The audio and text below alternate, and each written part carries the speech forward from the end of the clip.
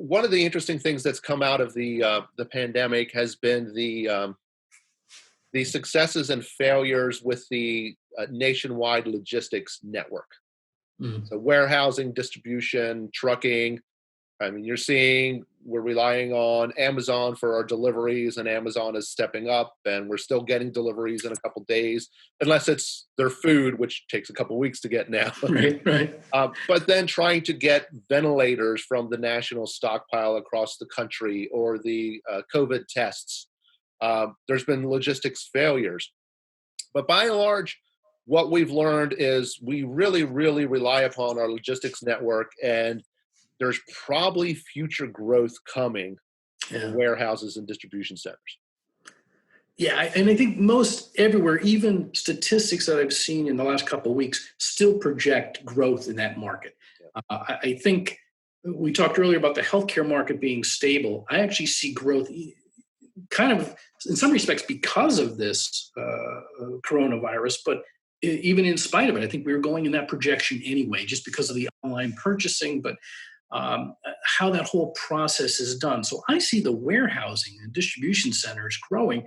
Now that incorporates, and you and I have talked about this in the past, that last mile and utilizing perhaps existing retail stores for some of that. Yeah, and that's already been happening a little bit. Yeah. We've been tracking the last mile for a couple of years, and kind of when we do our futurism, we talk about, okay, the last mile, a drone is going to deliver your product from the neighborhood fulfillment center to your house. Well, Right. we're still away from that, but there's already, companies out there using like Uber drivers, or people who might be driving for Uber or Lyft or something else, and they're doing these last mile deliveries for companies. And so instead of these, mega 3 million square foot distribution centers, I think in the future, we're going to see much smaller, maybe not down to the neighborhood fulfillment centers, but that's going to be a big driver, because guess what? When you're ordering your groceries from the grocery store or Target or Walmart and they show up in a day or two, we like that. It Yeah, comes to right. us. And that really is part of the logistics network. Oh yeah, most definitely. And like you said, I only see that accelerating going forward. Yeah. And like you mentioned, retail space becoming fulfillment. We'll talk retail in a little bit, but I've already seen some examples of that happening. Warehouse clubs that no Oh, yeah. longer are doing retail.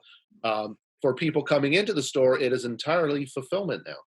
Yeah, and a lot of your big box stores already, the Best Buys, the Home Depots, that's part of what they do back in their stockroom is kind of they're a distribution center for the local delivery area. Absolutely. So it's interesting. They're kind of a mini warehouse.